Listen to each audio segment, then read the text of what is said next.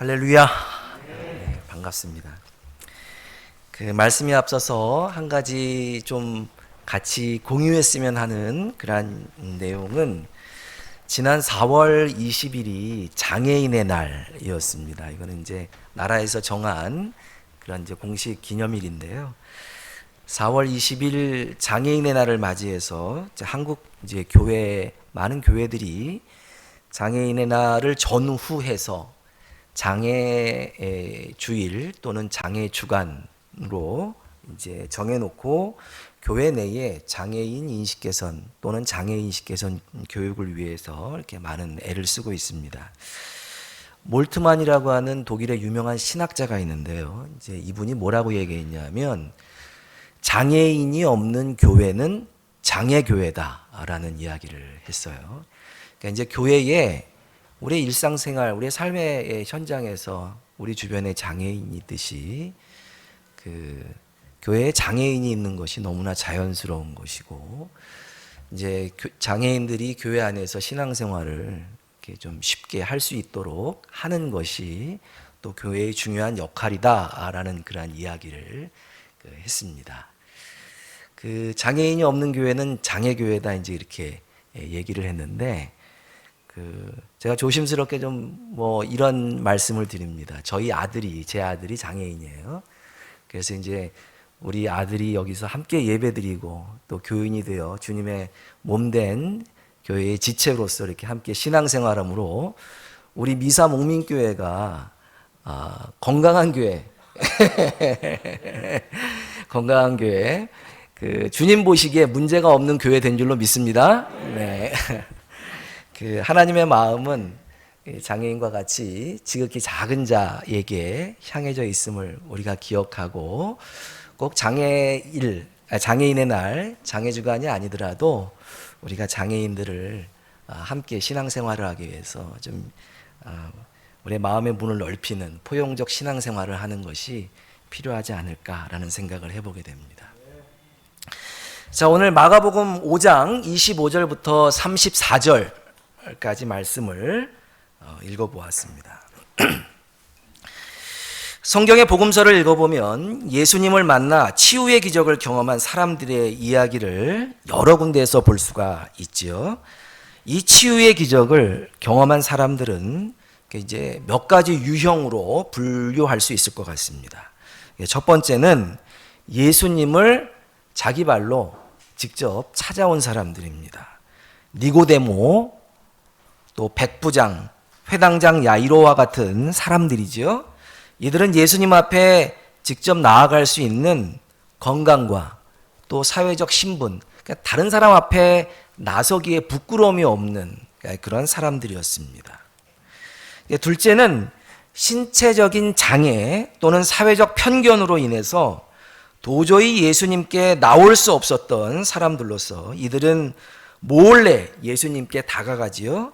그래서 예수님의 오늘 본문처럼 옷자락을 몰래 만지든지 아니면 멀찍이서 예수님을 부릅니다. 주여 나를 구원하소서, 이제 이렇게 하는 모습들을 볼 수가 있습니다. 자, 그리고 그나마도 안 되었던 사람들 중에는 예수님께서 직접 나올 수 없고 또 멀리서나마 몰래 주님과 접촉할 수 없었던 사람들은 예수님께서 직접 찾아주시거나 아니면 친구들이 그를 예수님 앞으로 데리고 나왔던 이제 사람들입니다. 우리가 이제 중풍병자와 그 친구들의 이야기를 잘 알고 있죠. 자, 이제 38년 된 병자나 지붕을 뚫고 예수님께로 간 이제 중풍병자의 이야기를 볼 수가 있는데, 이제 이런 유형에 속한다라고 말씀드릴 수 있습니다. 이렇게 예수님을 만나서 기적을 경험한 사람들의 외적인 유형에는 차이가 있지만, 이제 그럼에도 불구하고 이 치유의 기적에 동일하게 나타나는 주제들이 있습니다. 주제들이 있는데, 그것은 그들 모두에게 첫 번째로 하나님께 나아가는 것을 가로막는 장애물이 있었다는 거예요. 장애물이. 그러니까 이제 하나님 앞에 나아가는데 그것을 어렵게 하는 장애물이 있었다는 것이고요. 이제 우리의 인생에 문제가 있듯이 그들에게 장애물이 있었다라는 것이고, 또 하나는 이 장애물이 무엇이었든지 간에 그것을 극복하고자 하는 내재된 믿음이 그들에게 있었다라고 하는 것이죠. 장애물, 그렇지만 그것을 넘고자 하는 믿음이 있었다라고 하는 것입니다. 자, 오늘 우리가 살펴보고자 하는 이 여인에게도 이러한 두 가지 주제는 어김없이 발견되고 있습니다. 자, 본문을 살펴보면서 이 여인에게 어떠한 문제, 어떠한 장애가 있었고, 또 그녀는 이것을 어떻게 극복해 갔는지에 대해서 함께 살펴보고 은혜를 받고자 합니다. 자, 오늘 본문 마가복음 5장 25절부터 26절 말씀을 다시 한번 살펴보도록 하겠습니다. 자, 25절 시작. 12회를 혈루증으로 온 많은 괴로움을 받았고 가진 것도 다 허비하였을 때 아무 효험이 없고 도리어 자, 오늘 이 본문 신약 성경은 헬라어로 쓰여져 있죠.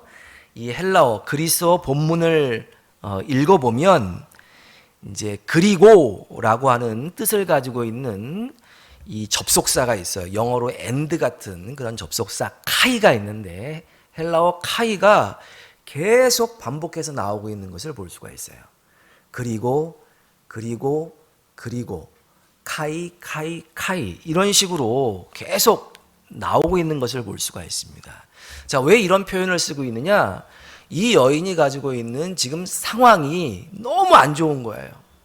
너무 힘들고 어렵고 고통스러운 이 상황을 계속 접속사 카이를 써가면서 이런 일도 있고 이런 일도 있고 이런 일도 있고 여기에 덧붙여서 또 좀 이러한 상황이 그를 힘들게 하고 있다라고 이 여인이 겪고 있는 고통을 아주 심층적으로 리얼하게 묘사하고 있는 것입니다.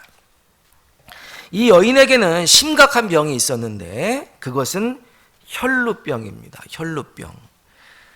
이것은 여성의 자궁에 이상이 생겨 하혈을, 그러니까 이제 피를 흘리는 것을 시도 때도 없이 하는 병이죠. 이 병에 걸리게 되면 하혈로 인해서 악성 빈혈에 시달리게 됩니다. 그리고 심한 노화 현상을 매우 일찍 경험한다고 합니다. 이것은 당시 의술로서 고칠 수 없는 참으로 힘든 난치병이었습니다. 그런데 문제의 심각성은 단순히 육체적 고통에만 있었던 것이 아니라 아주 심각한 종교적 아주 어려움, 사회적인 어려움을 겪고 있었는데요. 레위기 15장, 시간이 있으면 한번 개별적으로 개인적으로 찾아보시기 바랍니다. 레위기 15장 25절부터 27절에 보면 이 혈루병이 유출병이라는 명칭으로 기록되어 있는데 이 유출병에 걸린 자는 종교적으로 부정하다고 여겨져서 성전에 들어갈 수도 없고 다른 사람과 만날 수도 없었어요. 왜냐하면 여인과 접촉하는 순간 모든 그 여인이 접촉하고 있는 만나는 모든 것들이 다 어떻게 돼요? 부정하게 되기 때문에 그래요.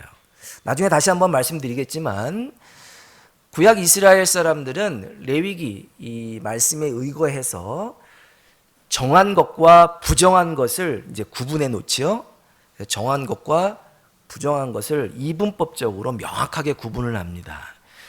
그리고 부정하다라고 하는 것이 어떤 것이 이제 부정한 사람이, 부정한 짐승이나 사람이, 물건이 다른 어떤 것에 접촉이 되게 되면 그 접촉하는 모든 것이 다 부정해지는 거예요. 자, 이 여인은 지난 12년 동안 이 병을 치료하고자 용하다는 의원을 다 만나봤어요. 그리고 몸에 좋다고 하는 것은 다 먹어보았지만 돈은 돈대로 탕진하고 몸은 몸대로 망가질 뿐만 아니라 사회적으로도 어떻게 해요? 격리되어서 분리되어서 굉장히 사회적으로, 심리적으로, 종교적으로 아주 곤란한 삶을 살 수밖에 없었던 것입니다. 바클레이라고 하는 신약 주석가가 있는데 이 바클레이가 뭐라고 이야기하느냐, 당시 미신 가운데 이런 이야기가 있었대요. 흰 암나귀 똥 속에 있는 보리알 하나를 발견해서 몸속에 지니고 다니면 이 병이 없어진다라고 하는 미신이 있었다고 합니다. 자, 이렇게 해서라도 병을 고치려고 했다는 것은 이 병이 얼마나 심각하고 이 병이 얼마나 사람의 몸과 마음을 황폐하게 만드는지를 짐작하게 할 수가 있습니다. 자, 이런 고통스러운 병을 12년 동안이나 알고 있었던 그녀는 이미 정신, 육체, 그리고 재산, 이 모든 것이 다 소진된 상황이었습니다. 여자로서의 생명이 끝나 있었을 뿐만 아니라 사회적으로도 완전히 버림받은 절망적인 삶을 살아가고 있었던 것입니다. 그런데 이 절망적인 여인에게 치유를 통한 삶의 새로운 전기가 주어지게 되는데, 그것은 두 가지 결정적인 사실에 의한 것이었습니다. 우리 27절 말씀을 계속해서 읽어보겠습니다. 27절 말씀 같이 읽죠. 시작.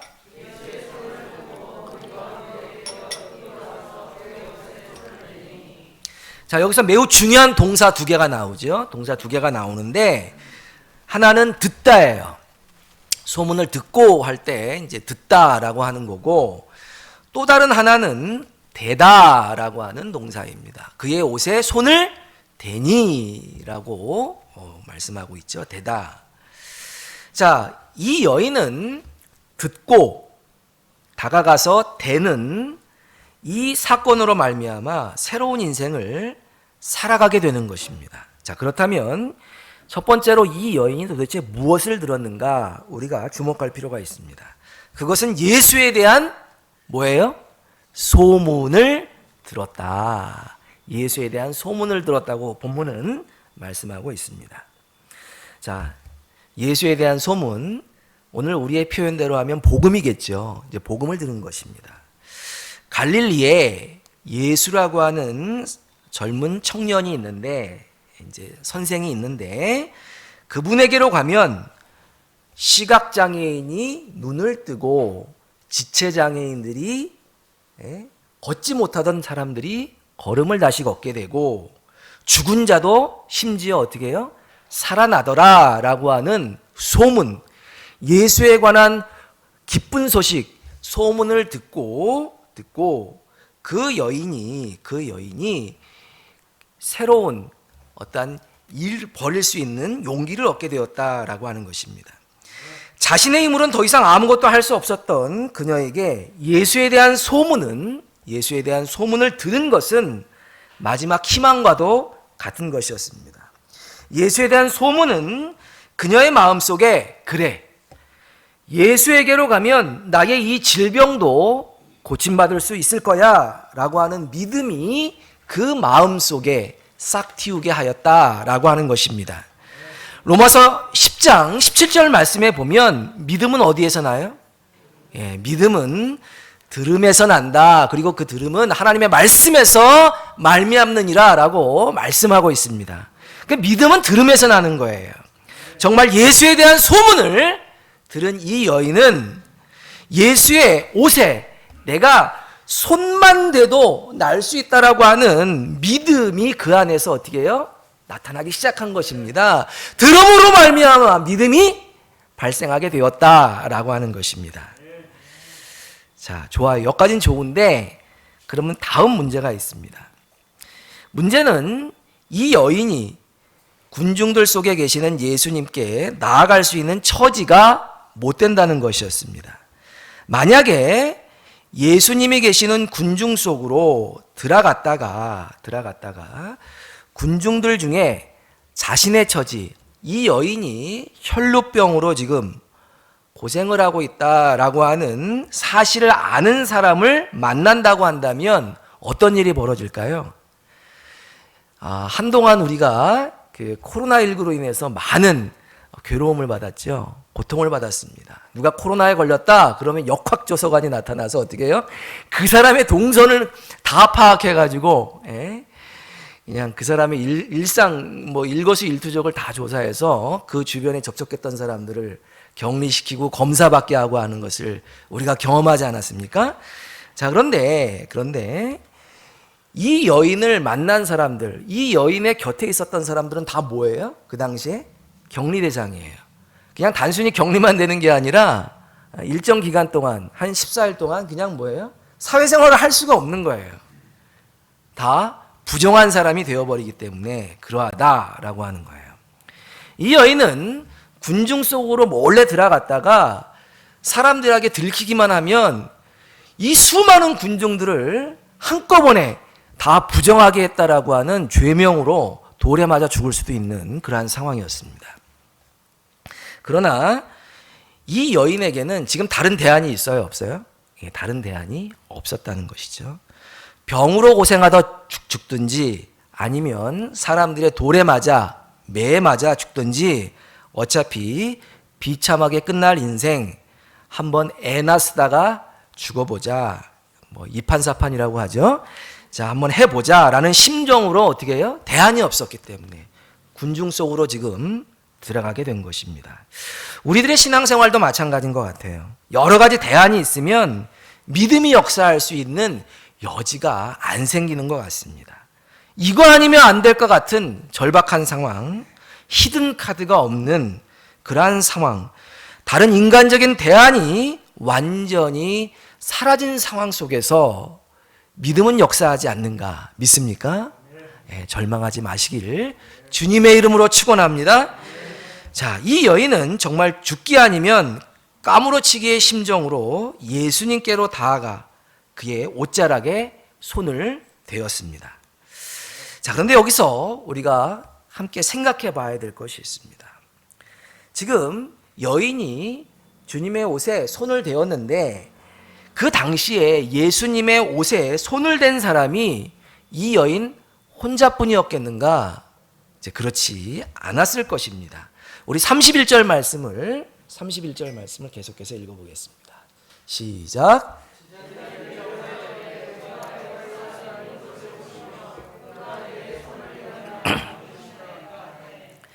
자, 지금 이 상황은 완전히 어떻게 보면 굉장히 아주 대선 후보가 어느 유세 현장에 이제 출동을 해서 이제 막 선거할 때에 많은 사람들이 막 악수를 하겠다고 지금 달려들고 있는 그러한 상황과 마치 흡사하지 않을까라는 그러한 생각을 해보게 됩니다.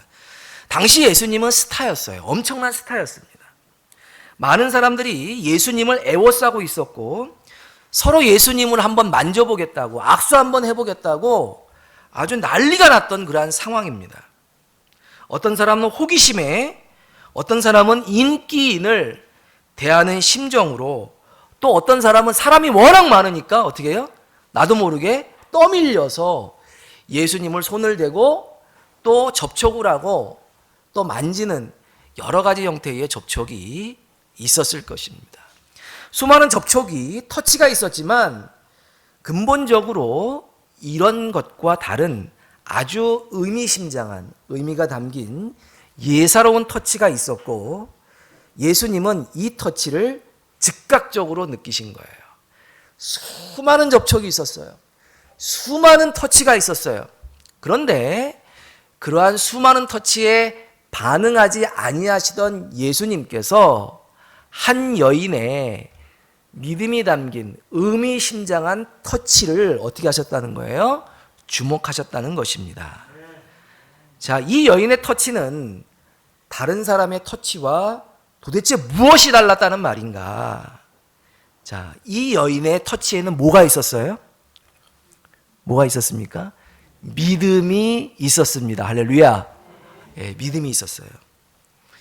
예수님의 옷에 손이라도 대면 이 지긋지긋한 혈루병이 나올 수 있을 것이라는 믿음, 예수님의 능력에 대한 대안이 없는 절대적인 믿음이 이 여인의 터치 속에 담겨져 있었다라고 하는 것입니다.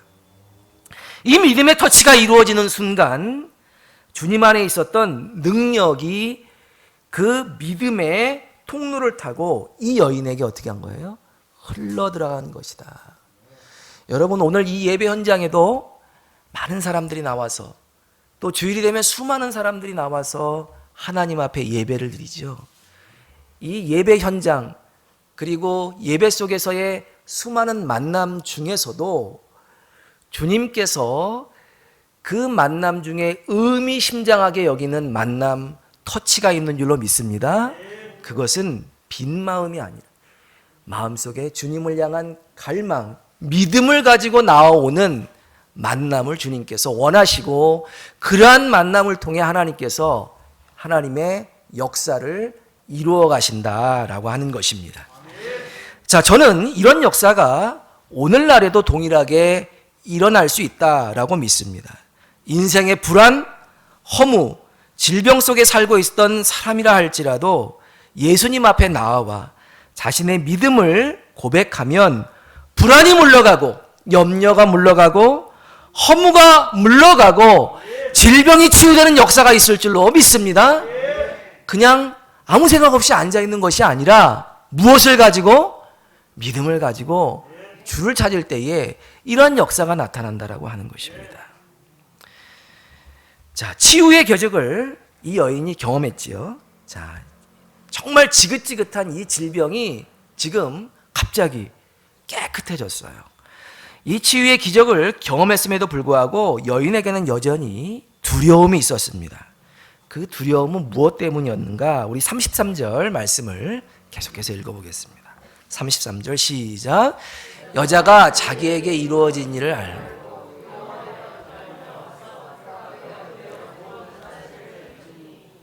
자, 왜 그랬을까?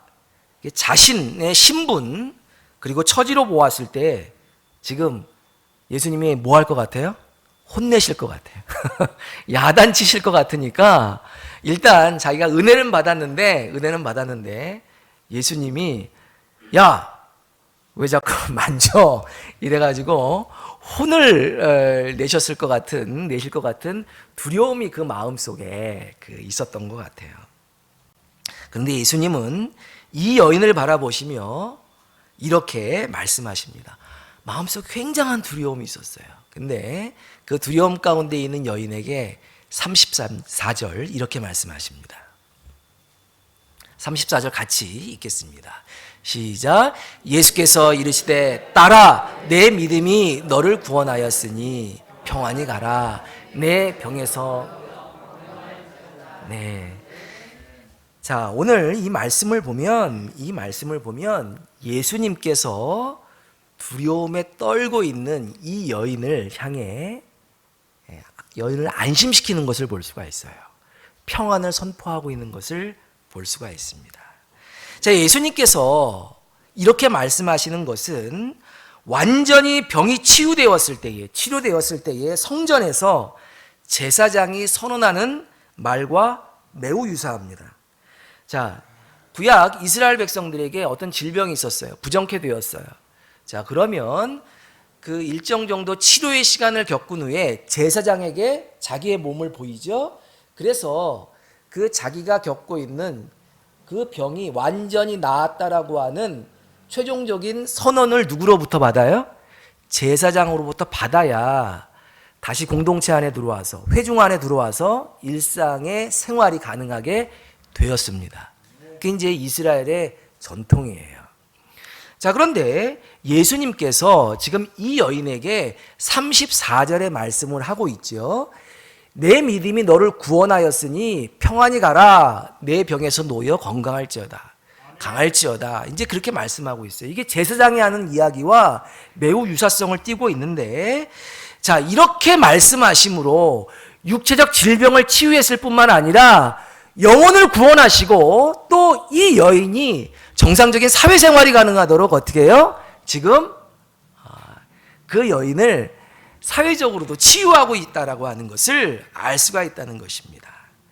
자, 예수님께서 이러한 선언을 하신 것은 죄 용서의 선언이자 그녀의 정신적 상처를, 그리고 사회적 심리적 어려움을 말끔히 치유하시는 말씀이었던 것입니다. 이제 그녀는 하나님 앞에 기도할 수 있게 되었고, 어느 누구 앞에서도 당당하게 이스라엘 공동체의 일원으로서 살아갈 수 있게 되었던 것입니다. 사랑하는 우리 미사목민교회 성도 여러분, 마음속에 깊은 상처가 있습니까? 육체의 질병이 있습니까? 믿음을 갖고 주님의 옷자락에 손을 대어 해결받는 은혜가 있게 되기를 주님의 이름으로 축원합니다. 자, 여기서 우리가 한 단계 더 들어가야 돼요. 제가 오늘 설교 본문을 그냥 치유받는 믿음 이렇게 하지 않고 믿음의 쓰임이라는 그러한 제목을 달았습니다. 자, 왜 그러냐? 자, 이 여인의 믿음이 어떻게 하나님의 역사 속에서 귀하게 쓰임받는지를 말씀드리고자 제목을 믿음의 쓰임이라고 잡았던 것입니다. 오늘 이 본문은 한 개인의 한 맺힌 여성이 나오죠. 이 여성의 개인적인 치유 사건만을 보고하는 것이 결코 아니에요. 물론 중요해요. 한 여인이 예수님 앞에 믿음을 가지고 나와 치유받았다. 굉장히 중요하죠. 그런데 한 개인의 치유 사건으로 끝나는 것이 아닌 굉장히 중요한 신학적인 의미가 담겨있는 사건이라는 것입니다. 당시 이 사건은 신학적인 고정관념을 깨뜨리는 사건이었을 뿐만 아니라 앞으로 있을 세계 선교, 이방 선교에 다리를 놓는, 밑바탕을 놓는 매우 중요한 사건이었습니다. 자, 레위기 이후에 구약 이스라엘 백성들을 지배하고 있었던 생각, 가치관, 세계관이 있었어요. 그것은 말씀드린 바와 같이 정결한 것과 부정한 것을 이분법적으로 나누고 아무리 거룩한 것이라도 더러운 것, 부정한 것을 접촉하면 거룩한 것도 어떻게 돼요? 부정하게 된다라고 하는 생각이 있었던 거예요. 이거는 1000년이 넘도록 이스라엘 백성들을 꽉 사로잡고 있었던 세계관이자 흔들리지 않는 가치관이었어요. 자, 사실 이 세계관, 이 가치관대로 우리가 오늘 이 본문을 보면 부정한 여인이 예수님을 만지죠? 부정한 여인이 예수님을 만져요. 그러면 이 과거의 세계관, 낡은 세계관에 따르면 지금 어떻게 되어져야 되는 것입니까? 부정한 여인이 예수님을 만졌으니까 예수님이 어떻게 되는 거예요? 예수님 부정해지는 거예요. 거룩하신 하나님, 거룩하신 하나님의 아들 예수 그리스도께서 이 여인으로 말미암아 부정해지는 거예요. 그럼 부정해지면 더 이상 구원자로서의 정체성, 역할도 감당할 수가 없는 참으로 심각한 상황이 되어버릴 수밖에 없는 그러한 상황인 것이죠. 자, 그런데 지금 어떤 결과가 나타났습니까? 정반대의 결과가 나타나고 있어요. 부정한 여인이 예수님을 만졌더니 예수님이 부정해진 것이 아니라 예수님의 거룩하심으로 말미암아 부정한 여인이 어떻게 된 거예요? 정결케, 깨끗게, 구원케 되었음을 믿으시길 주님의 이름으로 축원합니다. 세계관의 역전이 일어난 거예요. 이거 엄청난 신학적인 사건인 것입니다. 고정관념에 빠져 있었던 구약 이스라엘 백성들은 스스로 정결하다고 생각했어요. 그래서 부정한 이방인들을 만날 수도 그들을 접촉할 수도 없었습니다. 자, 그러다 보니 하나님은 그들을 이방을 선교하기 위한 이방의 빛으로, 구원의 도구로 제사장 나라로 세웠음에도 불구하고 이방으로 나아갈 수가 있었습니까? 없었습니까? 없었어요. 왜냐하면 이런 세계관에 사로잡혀 있었기 때문에 그런 거예요. 왜? 나갔다가 우리가 어떻게 돼요? 우리가 부정해지는 거예요. 우리가 구원에서 멀어질 수도 있다라고 하는 두려움 가운데 있었던 것입니다. 하나님은 그들을 세계 열방을 위한 제사장 나라로 세우셨지만 그들은 이 세계관, 이 낡은 가치관에 사로잡혀 있었기 때문에 이방인들에게로 갈 수가 없었어요. 그러나 주님은 한 여인의, 아주 부정한 여인의 믿음을 사용하셔서 지금 거룩한 하나님의 백성들이 하나님을 알지 못하는 이방 백성들에게로 나아가 선교할 수 있는 신학적인 근거, 바탕을 만들어 주셨다라고 하는 것입니다. 여러분, 우리들은 어떤 인생의 문제, 상처, 장애를 놓고 슬퍼하고 나 혼자서만 아파하고 괴로워하고 또 그 상처를 묵상하며 굉장히 힘들게 사는 모습들을 종종 볼 수가 있습니다. 자, 그러나 우리가 아무리 아파해도 우리가 아무리 고민하고 염려해도 해결되지 않아요. 이러한 문제들은 해결되지 않고 여기서 아무 일도 벌어지지 않습니다. 자, 그러나 그것을 우리가 가지고 있는 문제, 우리가 가지고 있는 상처, 우리가 가지고 있는 심지어 장애조차도 주님 앞으로 가지고 나가면, 그리고 그것을 하나님 앞에 이 여인이 이거 아니면 안 된다라고 하는 믿음으로 주님 앞에 간절히 부르짖을 때에 하나님은 그 개인의 문제를 해결해 주실 줄로 믿습니다. 자, 그런데 여기서 끝나는 것이 아니라 그 개인이 가지고 있는 문제를 한 차원 끌어올려요. 차원을 높이는 거예요. 한 차원 끌어올려서 그 개인의 문제를 보다 높은 차원으로 끌어올려서 그 일을 통해서 새로운 일, 전혀 예상하지 못했지만 엄청난 파급 효과가 있는 일들을 하나님께서 이루어 가신다라고 하는 거예요. 이게 바로 믿음의 쓰임인 것입니다. 이 한 여인의 믿음을 하나님께서 어떻게 해요? 주님께서 쓰셔서 세계 선교를 위한 세계관의 변화와 신학적 근거를 만들어 놓으셨다라고 하는 것입니다. 자, 우리들은 의도하지 않았지만, 계획하진 않았지만 우리의 상처, 아픔을 주님께 가져 나오면 하나님이 이를 통해서 하나님이 계획하셨던 일들을 해나가신다는 거예요. 그래서 이렇게 가만히 기독교 역사, 아니면 우리 삶의 현장을 이렇게 들여다보면요, 정말 의도치 않았어요. 계획하지 않았는데 어떤 일을 주님 앞에 맡겼더니 그 일을 통해서 더 큰 일을 하나님께서 하시는 일들을 우리 주변에서 많이 볼 수 있고, 그 일들을 간증할 수 있지만 시간상 그 얘기는 생략하도록 하겠습니다. 사랑하는 성도 여러분, 문제를 가지고 혼자만 아파하지 마시기 바랍니다. 무기력하게 주저앉아 있지 마시고 믿음을 가지고 하나님 앞에 나와 간절히 기도하시기를 주님의 이름으로 축원합니다. 예배하시기를 바랍니다.